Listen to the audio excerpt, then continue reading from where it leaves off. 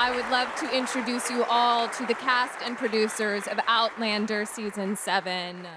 Please welcome to the Empire stage, Katrina Balfe,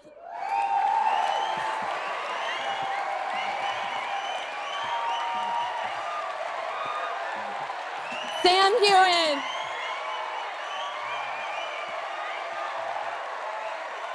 Sophie Skelton, Richard Rankin, John Bell,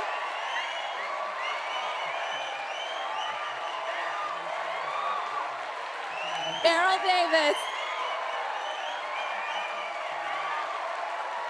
and Diana Gabaldon.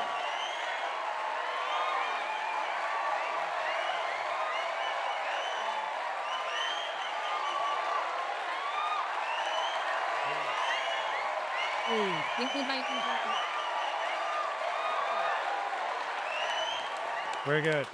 We don't stand in ceremony here. Please take a seat. We've got one. There you go. We've got good. Oh, good. Oh, good. Don't fine. panic. We're fine. We're fine. Nobody see, nothing to see here. There you go. You sit there. There you go. Everyone I'll have sit. a seat. See how Okay. good we are at adapting times of danger. How are you all feeling tonight? Good. Hi. Incredible. Hello. Yeah, this is Yes. amazing. Hello, everyone. Did you like the trailer? All right, I'm going to start with this. Meryl, this one is for you. It has been a particularly long Droughtlander, as we call it. What can you tell us about what we just watched? I mean, you saw it on the screen. It's such an emotional roller coaster, the second half of season 7. And I mean, death, loss, redemption. I mean, everything is in the second half. It's such an amazing second half. It's even better than the first. I can't wait for people to see it. For the cast, could each of you maybe give me a word or perhaps a sentence that can sort of sum up your upcoming character arc in 7B? I don't. Gosh, that's a tough question. First up, Yeah. well, Revenge. Oh, okay. confused. Mama Bear. Unexpected. Adorable. Iconic. Diana, as the creator of this beloved franchise, how are you feeling about finally seeing it on screens? You guys are going to like it. Absolutely. It's as good or better than the first half. And it's in Scotland, which always helps. So it For those of you who got to make the grand return to Scotland, at least on the screen, tell us a little bit about that homecoming and what filming that homecoming was like. Yeah, look, Scotland has been a firm favorite of ours as actors, but also the characters returning home. Jamie and Claire and young Ian returning home. Finally, Jamie fulfills his promise to take Ian back to his family, to Jenny. You guys are going to be so excited. You saw there's some returning characters as well, some friends, some frenemies. Yeah, it was so nice. And to be honest, even going back to Lallybroch, which is Midhope Castle, we were there years ago. It's where we started our journey. Jamie and Claire started theirs, where they first said they loved each other. To be back in the Laird's chamber was Pretty special. Really special, yeah. And bittersweet as well, because I hate to take it down, but there's also a lot of grief and goodbyes this season. A few. There's a few, but don't. Some goodbyes, but some hellos too. Yes. We balance it out. Yes. Meryl, which episode would you say, or if you could predict, might be the most talked about after it airs? Probably 11. I mean, I think 11, bring your whiskey, your tissues.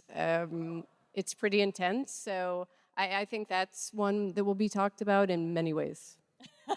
So it's been 10 years. Congratulations to you all on those 10 years.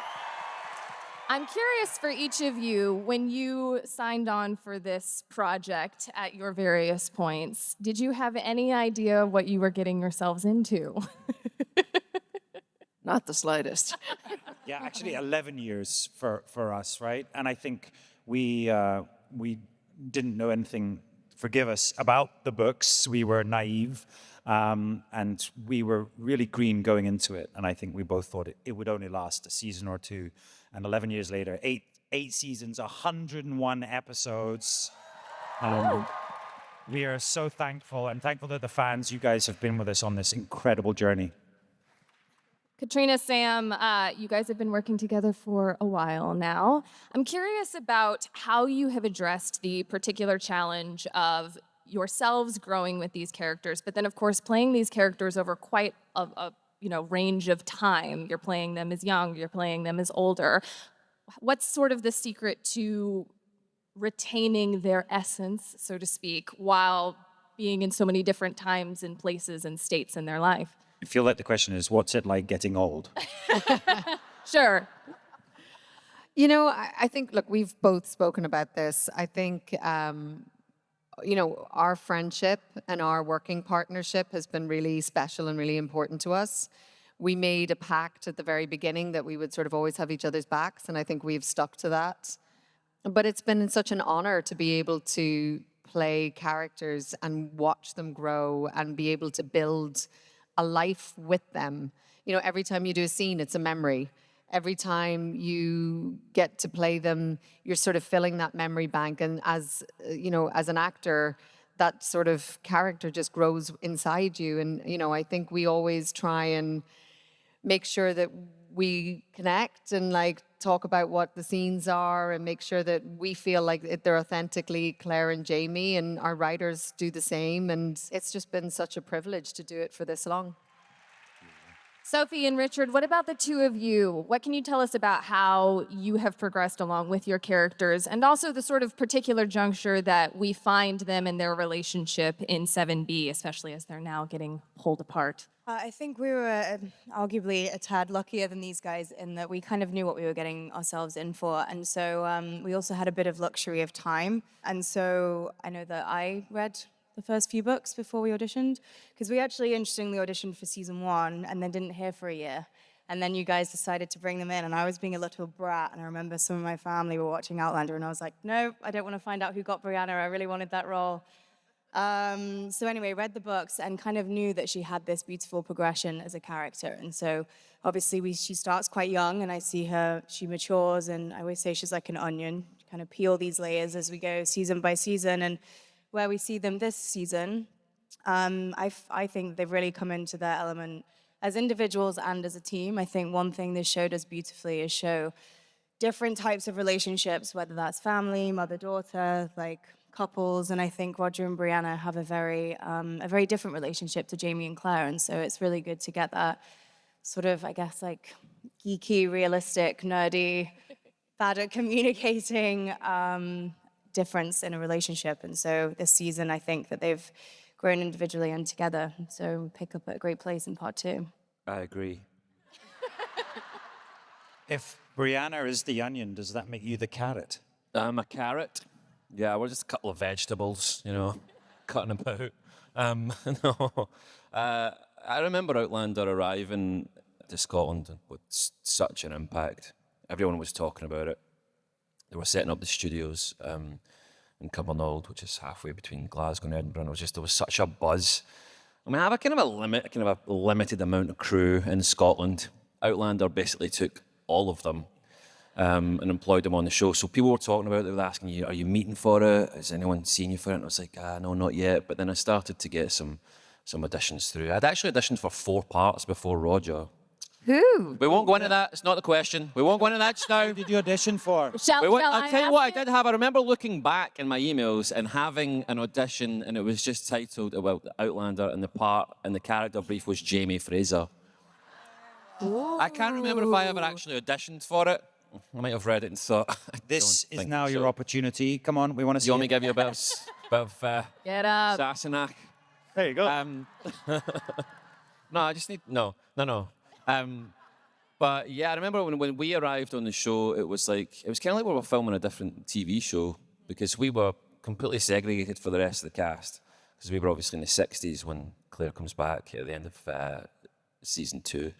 But yeah, it wasn't until season 4 that we actually got united with the rest of the cast, which was great. So it was Right. So I'm not part of the rest of the cast.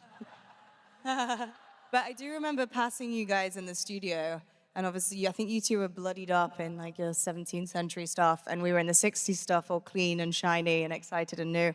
And so you guys were like, we're gonna get our revenge, and you snuck into our Easy Up, which is like the tent that you stay in between scenes, and you stole all of our snacks. That's right.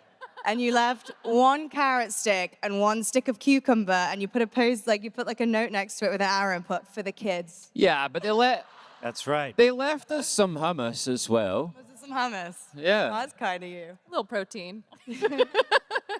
John, for you, what has it been like, growing with young Ian and especially the journey that he has been on? It's a character that identifies with multiple cultures, has had a lot of homes.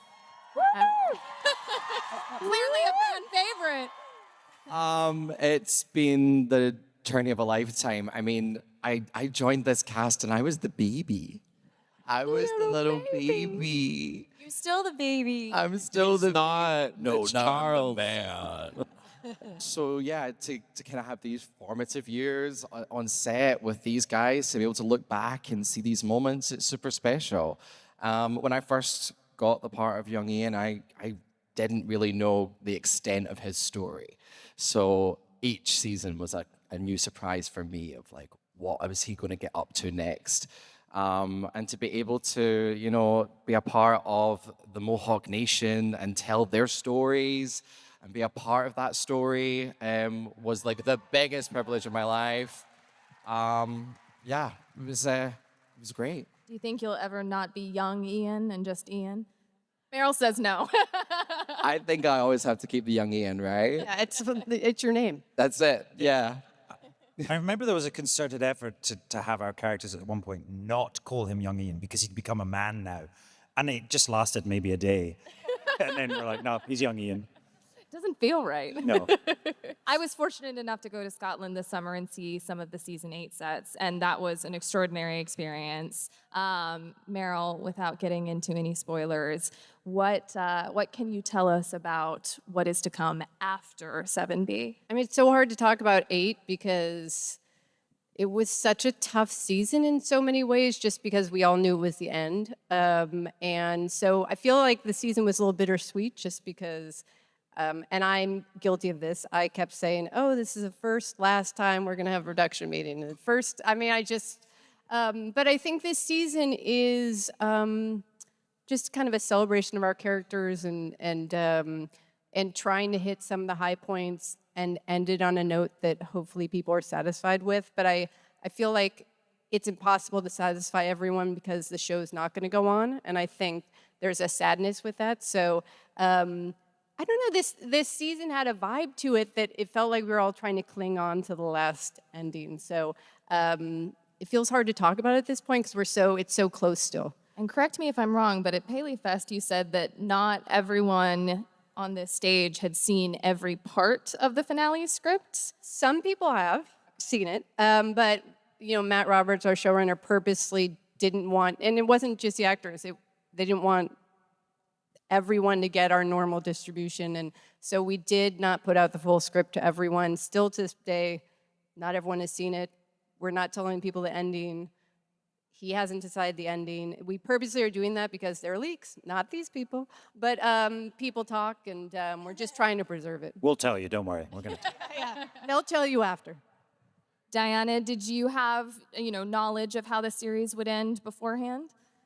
Yes. We did talk to Diane about it because we were very careful. We didn't want to step on her toes. There is another book. So we're ending it the way we are. We just wanted to be respectful of not ending it the way maybe she would. How did knowing the ending, which is different than what you are going to do? What was that like for you experiencing? Oh, it was interesting. For one thing, I was not upset by it, which good. Not telling you anything, but yeah. No, it was possible for me to look at this as it was not something I wrote, so I'm very objective about it. Yeah, it was well done. I think it will work very nicely. Good, amazing.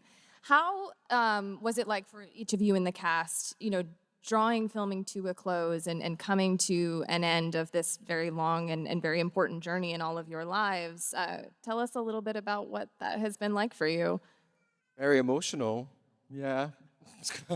I mean, I think when I saw Katrina that day, we just broke down. There's a satisfaction, there's a pride, but on that actual day, I felt it deeply in my core. Yeah. It's really hard to talk about it because I feel also that Seven Part 2 is so strong and there's so much for the fans and everyone to look forward to as a fan myself. And yes, I think we're having this prolonged separation with everyone, with our characters. As Meryl said, we were saying goodbye so many times throughout the year. So it was extremely emotional in a very strange roller coaster of emotions, But honestly, I feel like it's going to be harder for you guys because there's a longer time period. But for us, I think we'll always be part of this community, a part of this fandom. So in some ways, it will never end. Looking back on your time with Outlander for all of you, is there any particular scene or episode or even just a moment amongst the group of you that sort of stands out as, something that I'm sure all of it you'll carry with you forever, but sort of one particular moment that stands out that you feel you'll take with you whatever you do next? Well, for me, it was season 1, episode 4, because I got to be in it. Did you not have a line? I did, yeah. Yeah, no, they gave me a line because they said, if you're just a dress extra, you have to stand in one spot for 3 days and the novelty wears off. But if we give you a line, you can be an actor and then you can go after you've done it. So that's what we We should did. have all cottoned onto that earlier, shouldn't we? I'm going to say my line and leave. I feel if anyone can change their lines, it would be you.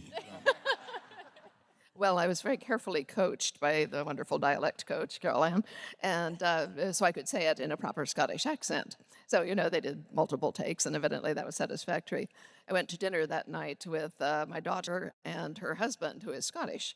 And she said, say your line for Ian, Mom. And so I said it. He looked at me in surprise, and he said, that's actually good. What was the line? Can you remember? I see you've made the place bright as a new pin. We had and I think Richard, sorry to say, I don't think you were there, but we were shooting something, and remember we were all on the beach. JB, Soph, Are you talking about South Africa? we went for a swim. Wait. Oh, Katrina. That's Yes. special. I forgot about that. You were there too. Yeah, Wait, I do not what? remember.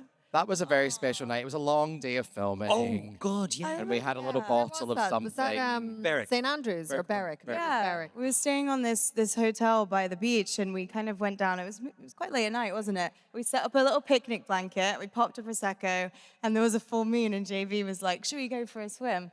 Naked. And we did. Naked. Did a skinny dip, yeah. And on the way to the sea, I remember I was just running, and I just face planted on the floor, and I was like, So what was that, Katrina? I think you said there was 2 full moons "Yeah." on the beach That is- that night. I think Where it were was you more than that. during all of this, Richard? I was there, I just wasn't there. I think I found out about it after. I went for a run by myself. Where we were in South Queensferry or something? No, North Berwick. Berwick, Yeah. yes. And then you're like, oh my God, we had the best time at the beach. We cracked open a bottle. JB got naked and went in the water. There was a fucking herd of whales out in the distance. A pod of whales. And the dolphins. Dolphins. Yeah. There was a magical unicorn. Kind of went over the moon. Where were you? And I was like, I didn't know about this. I was just running into town. Did you happen to see the full moon when you were? I missed the full moon. Although I did see sort of the light coming from somewhere. It turns out it was your arse. It's a great bottom. Something to look forward to, a moment that I remember. And speaking of, you were talking about directors here. In the new season, we had a new director. And I got to do a great scene with JB here. And our director was very, very generous and guided us through it. And it was just honestly really fantastic to see Katrina in her element and working with the crew and the actors. No moons, though, no moons. And it was such an honor, honestly, to direct each one of these people. They were so amazing. Like, it's one thing to be in a scene with them and you're like, these people are amazing, but then to like sit on the other side and watch it, I was like, yes, it's incredible. I can add another encomium to that. My husband and I had stopped by the set during one of the episodes that Katrina was directing, and we're watching both the actors and the little camera in the video tent. And my husband is always interested in this to a point. But anyway, as we were leaving, he said, Katrina must be really good at what she does. She went and talked to them, and they got better. The sign of a good director. For each of you, this has been such a huge part of your lives, but also, of course, your schedules for quite a time now. I'm curious, what are each of you looking forward to most in the next era beyond Outlander? That would be telling.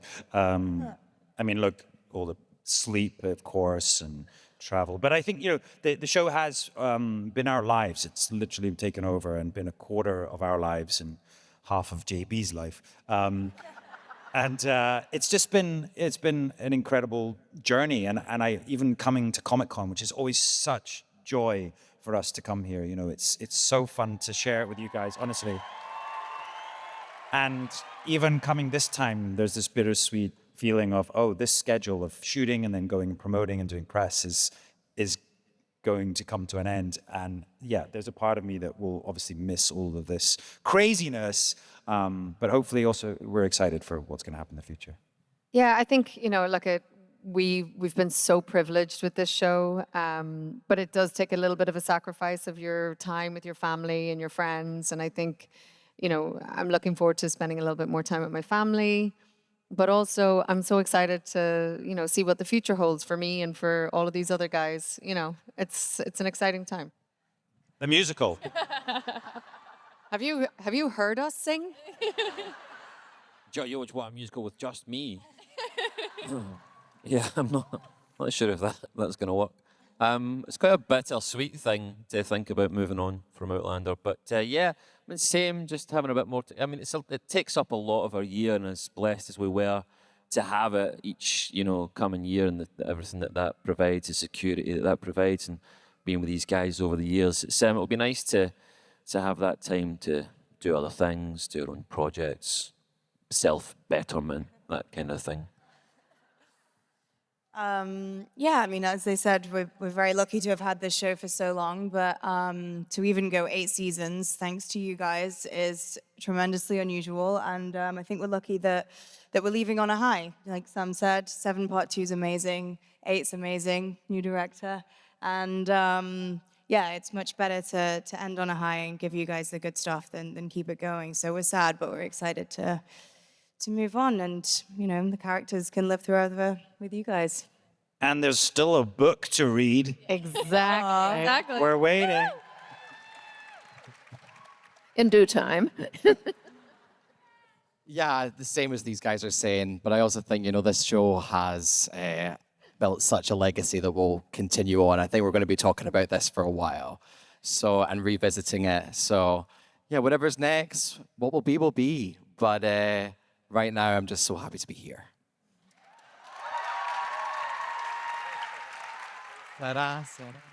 As some of you might have seen on Outlander's Instagram page, we put out a call for fan questions to address during this panel. So I've selected a few standouts, and I'm going to read from those here. So to begin, for Katrina, about the episode that you directed, did the cast step up to the plate, or did Sam give you a hard time?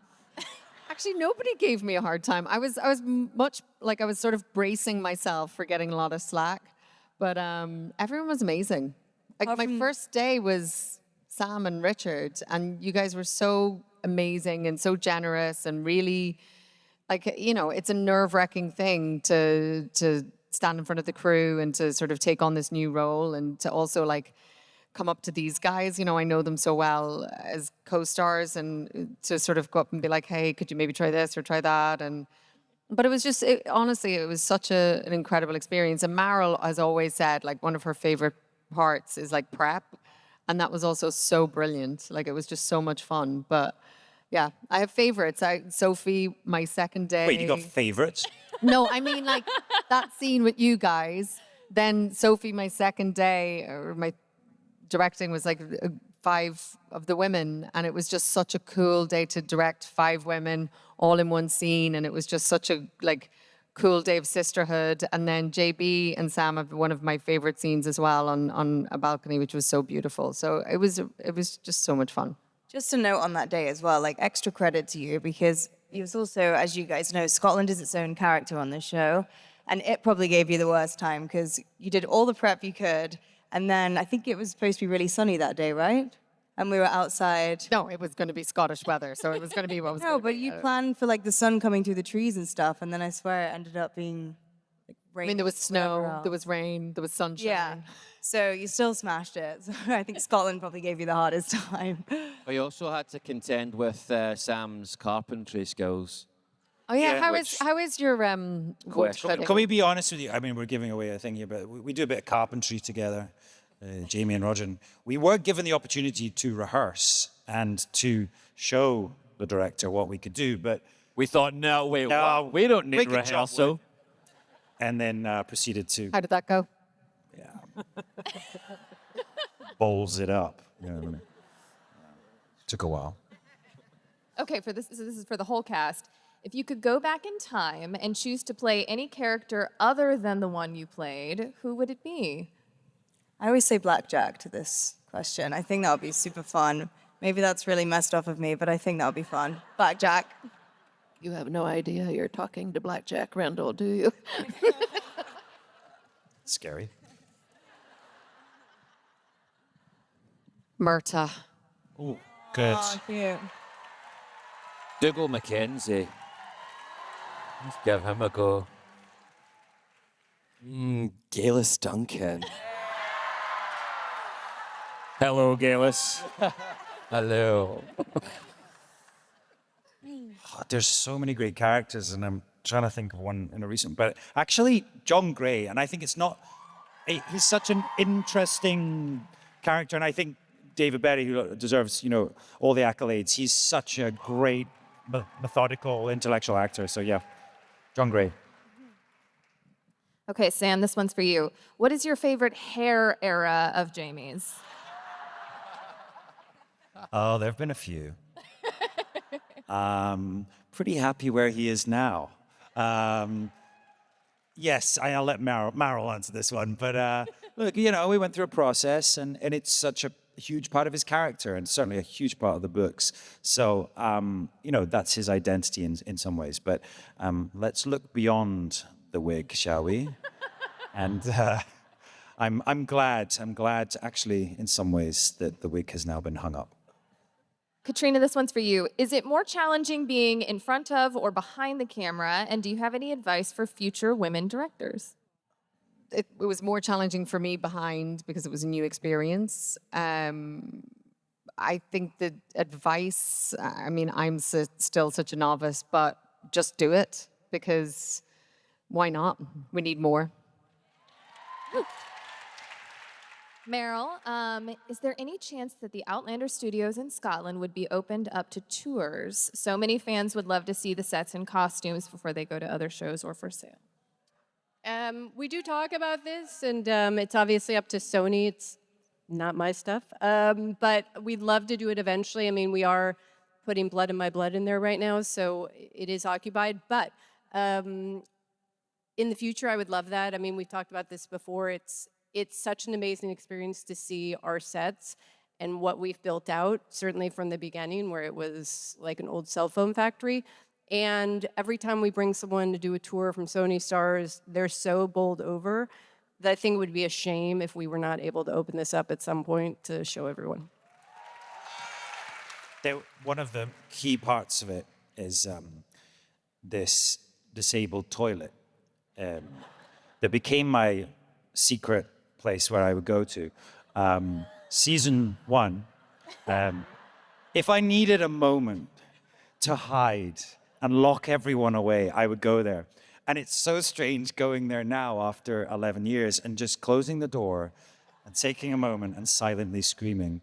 But no one knows about it. But this was my secret place. So you can all go and do a tour there and visit the disabled toilet. Have you just so many questions. I feel like this is too much info. Way too much info. You can take over the Q&A if you'd If like. you do I have the tour, questions you'll too. find out. Where is it? Do the tour and you'll find out. Did you bring anything in? I mean, is there a TV mounted? A couple of newspapers, There's magazines? actually still bits of blood from season 1 in there. I'm- All right, It's fake blood. let's move guys, on. It's fake. I'm going to do a couple more of these, and then we're going to open it up to an audience Q&A. For the cast, if you could choose the next acting job for one of your co-stars, what would it be? Any co- I think Dickie here would make a very great, fine actor. We were talking about it yesterday. Are you talking about Richard Burton? Wouldn't he make a great Richard Burton? Yeah. We think stars. You should do a This biopic has of just Richard come Burton. to Sam like yesterday. And I'm starting to believe him. I'm taking percentage on this. I'm taking producer's credit. I'm part of this. I would be honoured. These are some fun. I think So- Sam should do a Sophie says, biopic "Who is of Richard Orville and Burton?" Dean. I don't know why. I just thought you should be ice skating. Okay. I like it. Okay, last one, and then we'll open it up for the Q&A. What is one characteristic about your character that you will carry with you forever? Can I pick two? Yes, you can have two. Sharp wit. Good looks. I was going to go with good looks, but it's too obvious. So, intelligence. It's fierce intelligence. You know, about your character. Oh, it's my character. Oh, sorry. Okay, stubbornness and obnoxiousness then. His resilience and his bravery, for sure. Yeah. I think loyalty and strength. I would like to develop or have the love for family and community that Jamie has. And I would like to acquire Claire's great skill in knowing when to shut up.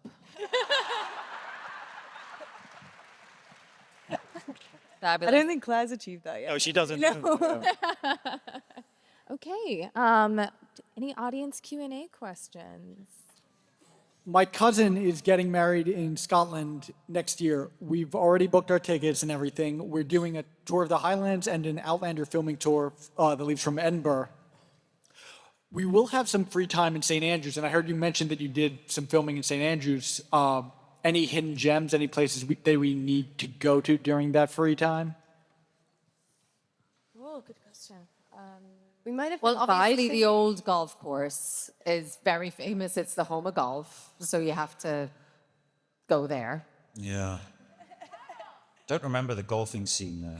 I don't think we filmed at St. Andrews. Yeah. We might have filmed in We an stayed area, but you stayed there, but we didn't film there. We filmed the end of season 5 there in the 60s house. Oh, Oh, right. Well, there you go.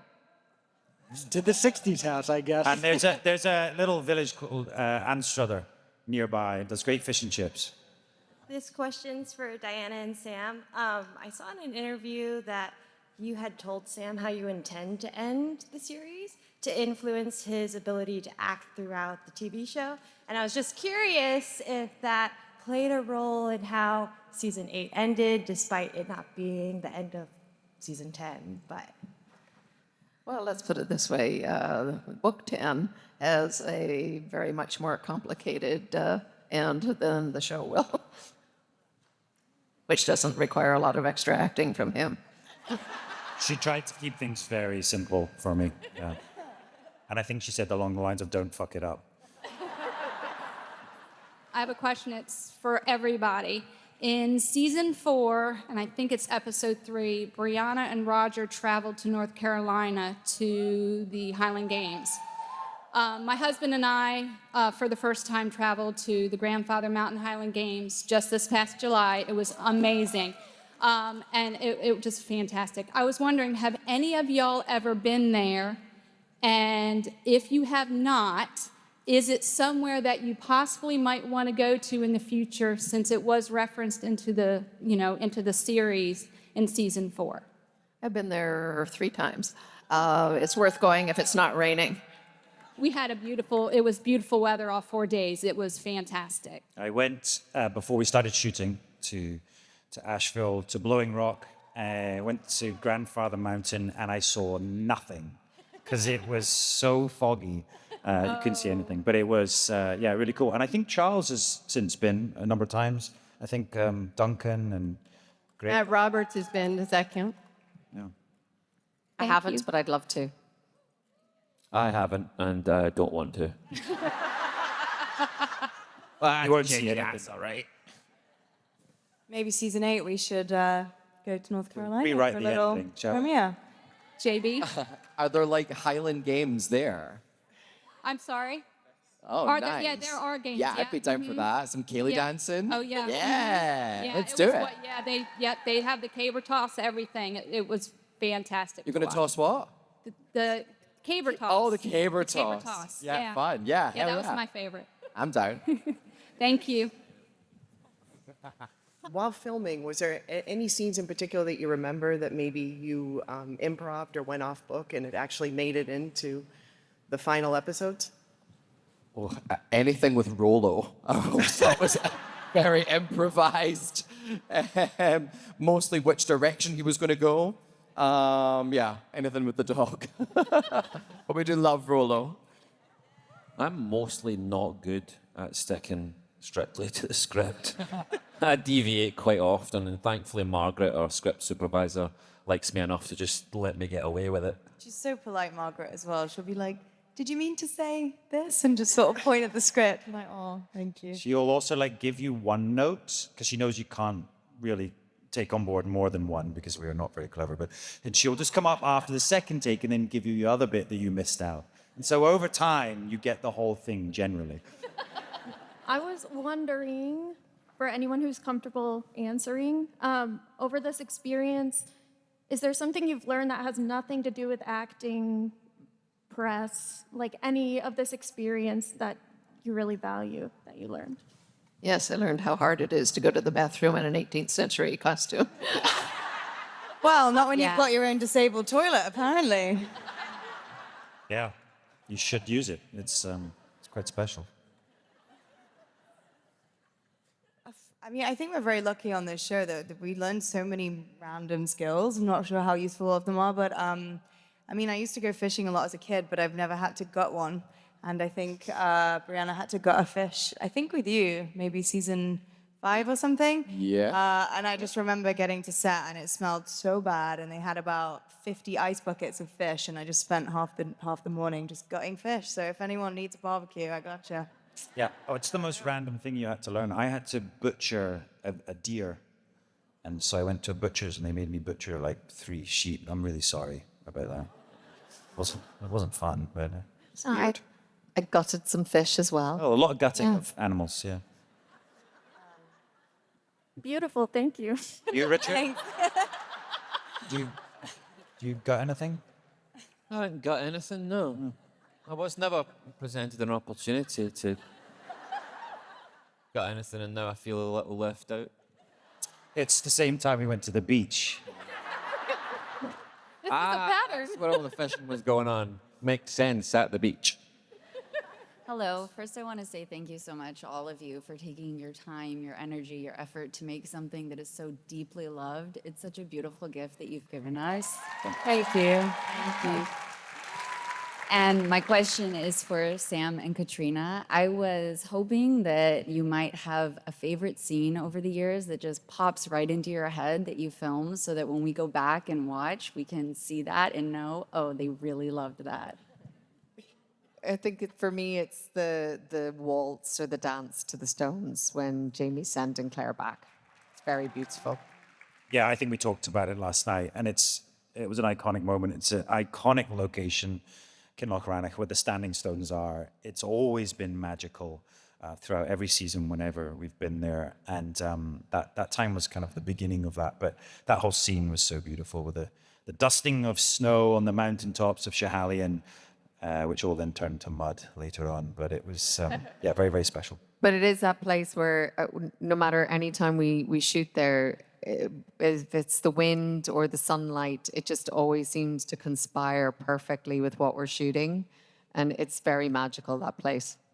I remember one time there, actually, the full moon was so beautiful that it looked fake. So they actually had to blot out the real moon and put a fake light in to make it look like the moon. And another time, a stone snapped in half, and that was when I was so naive. I was like, they're not real? Like, That's an ill omen. so windy. It's actually a very, very magical place for the Scots. That mountain is the Schiehallion. It was supposed to be a fairy mountain or the mountain of the Scots. It was the translation of it. And they also used the mountain to measure the density of the earth. I don't know how you do that, but there you go. It's very simple. Useless facts for you. My question is mainly because I think it was on Sophie's Instagram. Y'all were dancing to Taylor Swift last night. My question is, hopefully some of you know Taylor Swift songs. If you could pick one Taylor Swift song to represent your character, what would it be? This is a Sophie and JB question. I'm sorry. This is our department, Soph. Who's Taylor Swift? Sorry. Oh gosh, to represent your character. Oh shoot. Okay, well in season 7, part 2, I feel like it would be Look What You Made Me Do. Nice. Meryl, as the secret other Taylor Swift fan, do you have a song that would represent I don't know your if it character? represents me, but I will say that was one of my favorite nights of, That was iconic. yes, our whole series. But I love that one song that's 10 minutes long that I've just blanked the name on. All Too All Well. Too Well. I mean, I think we cried during that song. I'm not embarrassed to say I wasn't the only one. So. I think for young Ian, it's I knew you were trouble when you walked in. My question is, did you have a favorite piece of a costume or accessory that you just loved or like helped you get more into character? Yeah, I mean, for Jamie, it's the kill. It was always the kill. You know, I think it's identifies who he is. And in season 1, we found out obviously that it's not just a piece of clothing; it's a piece of equipment. It's to keep him warm. It's to give him camouflage. And we just obviously finished shooting season 8, and our amazing costume designer on season 8, Nadine, gifted me Jamie's kilt. So I have it. I have it at home. I don't have it at home. We all wanted you to have it. Thank you so much. I think Claire's had so many costumes over the years, but no costume would be a Claire costume without some pockets. So pockets make Claire. Roger had a couple of cool coats the last sort of season and a half. Might steal one of them. Do you realise, Meryl, how much stuff's already been stolen? I feel like you guys don't think we know when things go missing. But some of that we engineer ourselves, so. We send things home to you that you might not want or you might want. Oh, yeah. Did you not get a gift recently? I did. I got a wonderful gift from Meryl and Matt. It was a beautiful bench. There was a particular bench that Katrina didn't love as much as the rest because it wasn't very comfortable. And we might have sent it to her house afterwards. Okay, here. In my defense, Claire Fraser has always had really, really impeccable taste in furniture. It's always been beautiful. It's always been comfortable. She marries the two very well. And this just did not stand up to it. So. It kept appearing on set. Gina would come on and kept sending get it them to away. get rid of it. So this poor bench got banished. I came home on our last day of rap and the bench was sitting in my yard. Is it still there? We're not going to discuss where the bench She is. sent it back again. But it will follow her whole life. My question, in every episode, somebody's pouring a weed dram at some point. I've always wanted to know, is it really whiskey that you're drinking in the glass, or is it something else? They wish it was whiskey. Not. Do you get drunk at work? Do you get drunk at work? That That's was the the real question. question here. Have you ever been drunk at work, Richard? I have, yes. Good. Yeah, I've been drunk a couple times. We may all at some point have sampled something at some point. I mean, maybe once or twice. But we no, But we would never. We would never We do would that. never do that. We're very responsible We would people. never do that. It's, It's not so always much coloured drunk, water. it's more character accuracy. I think, because if they're like, drinking in the scene or they should be a little bit tipsy, then you should join them. We all do feel, though, that there's one person who drinks the most in the show. One character. We all felt that she had a bit of a... Claire does. She quite She likes her loves it. whiskey. She quite does. glass of wine. And she's not a very good cook either, but that's another story. We do have quite a rep, though, for the amount of panels we go to, and they're like, oh, there's no drinks allowed on stage. And then they'll see the Outlander cast and like, no, they're the exception. Give them a whiskey before they go on. Speaking of, Thank you all so much for coming. Please, everyone, tune in for Outlander Season 7, Part 2 in November. We're very excited. Thank you all for being Thank here. you so A round much. of applause for the guys. We love you. Thank you.